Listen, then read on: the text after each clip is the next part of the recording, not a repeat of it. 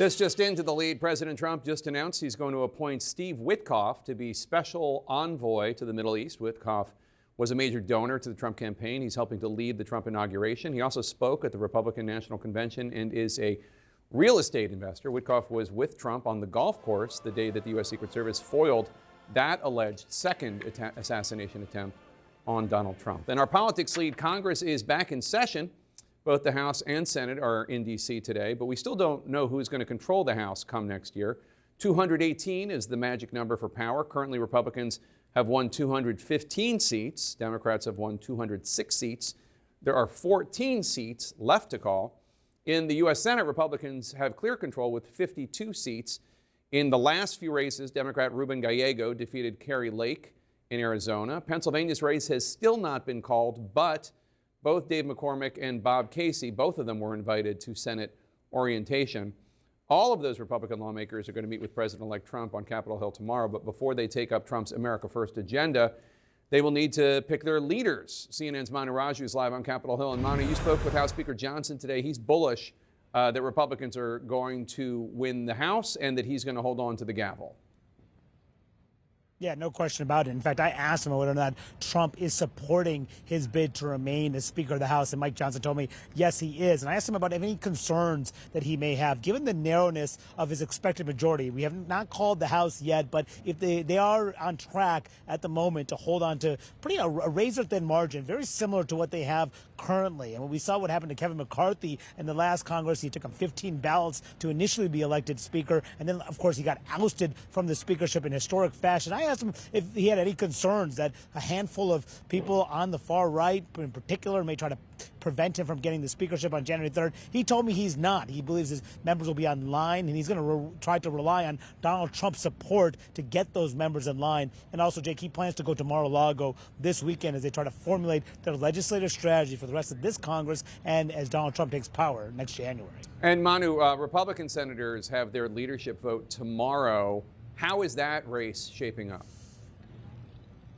John Cornyn and John Thune, two longtime members of the Senate Republican Conference, they are seen as the clear frontrunners in this race. It is hard to handicap it between the two of them about who actually may win this race. John Thune is the current number 2 in the Senate Republican Conference. Cornyn used to be number 2. They have deep relationships. They've raised millions of dollars for their colleagues, which is why they are seen as the likely people to succeed Mitch McConnell, unlike Rick Scott, the Florida Republican senator, someone who's just reelected to his second term. Even though Scott has got the support of members in Trump's orbit, not Trump himself. Trump is neutral right now, but people who are allies of the former president, outsiders in particular, like Elon Musk, calling for them to elect Rick Scott. I talked to one of Scott's supporters in the Senate, Tommy Tuberville, about the pressure campaign that Scott's supporters on the outside are leveling on Republican senators to back him for the job.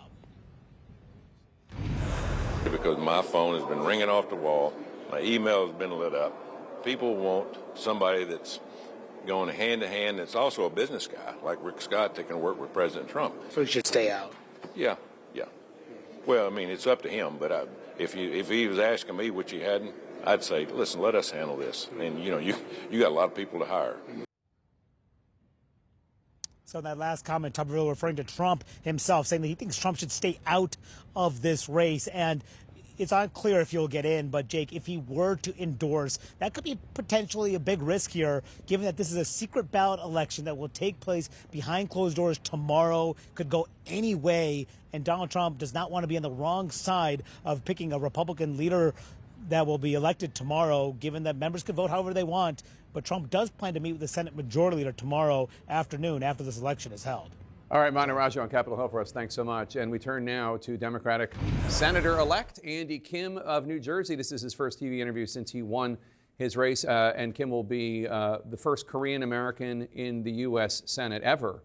And your parents are still alive. Are they both immigrants? Yeah, that's right. My parents immigrated from South Korea to the United States 50 years ago to this year. So we get to celebrate 50th anniversary of our family in America by me becoming a U.S. Senator. I have some serious questions for you, but what was that like for your parents on election night, that they come to this country and, 50 years later, their son is elected senator-elect from New Jersey? Yeah. I mean, that is the American dream. It was really emotional. Actually, the hotel that we had the election night at was the hotel that my parents, my whole family, all of us moved to 37 years ago. We lived out of that hotel for the first few weeks that we lived in New Jersey when I was 5 years old. So I wanted to come back to that hotel and pay tribute to the opportunities that we've had. But I'm humbled by this opportunity. I'll be the first Asian American elected to the U.S. Senate from the entire East Coast of America. So we're trying to show that there's a new era here coming in and a lot more opportunity ahead. It's great, and it's very nice. Okay, let me talk to you about issues now. So you won by 9% over your Republican opponent. New Jersey did, however, in that same election last week, move to the right. President Biden beat Trump by 16% in 2020. Harris only carried the Garden State by 5 percentage points. That means something like 4% of the voters that day of New Jersey voted for Donald Trump and then for you. What do you make of that?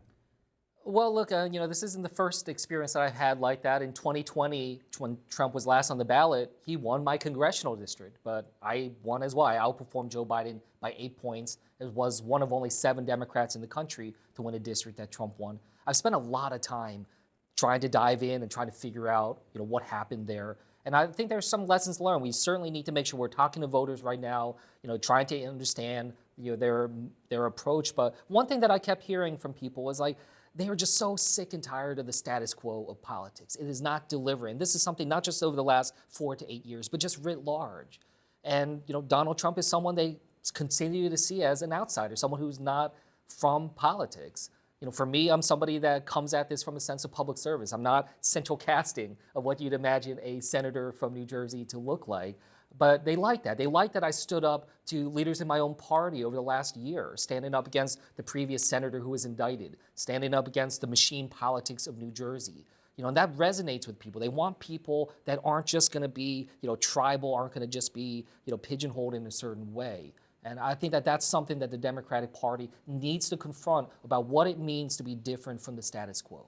What does that mean policy-wise? Because obviously, Kamala Harris and you don't disagree that much on issues, right? Well, yeah, look, I think moving forward, we need to show, for instance, that we're tackling a lot of the anti-corruption efforts we're trying to be able to do. Probably the most popular piece of legislation I've ever introduced is legislation that would ban members of Congress and senior government officials from owning and trading individual stocks. For instance, it's not going to change the world, but people see that as signals to be able to engage and show a difference. When the Democrats are talking about protecting democracy, we're talking about the threats that Trump faces, we have to show that that doesn't mean we're trying to protect the status quo, trying to protect a system that clearly isn't working for so many Americans. We need to show that, yes, we believe in democracy, we believe in the institutions, but we want to understand that so many people feel such distrust and, frankly, I'll go as far to say disgust with politics. And Trump is somebody that has shown a desire and a track record of saying, he's going in a different direction. He's not from the same old politics. And that's a space that the Democrats need to understand. So one of the things he's also doing is he's signaling that he wants Republicans in the Senate, your new job, your new workplace, to adjourn so that he can appoint recess appointments to his cabinet positions. I don't know how many he wants to do this or which one specifically. But he wants to do this the best interpretation is he wants to do this so he can get up and running for this policy. The worst interpretation is he doesn't want the advice and consent of the Senate. He doesn't want to deal with the pesky vetting and confirmation hearings. What do you think about that? Well, I think about it in terms of the fact that, I work a job whose job description is in the Constitution of the United States. And that should be our guidepost always. Our oath is to, and that's the same thing for the president, is to the Constitution. So taking steps that are trying to shortcut around that or game the system, things of that nature. And again, he's framing it as this sense of, politics don't work. It takes too long. Well, we'll find ways to be able to speed this process along.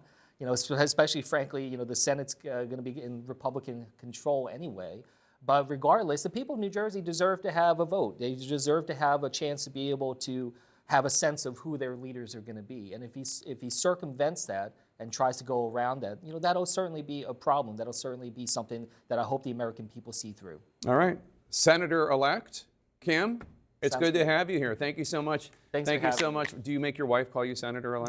No.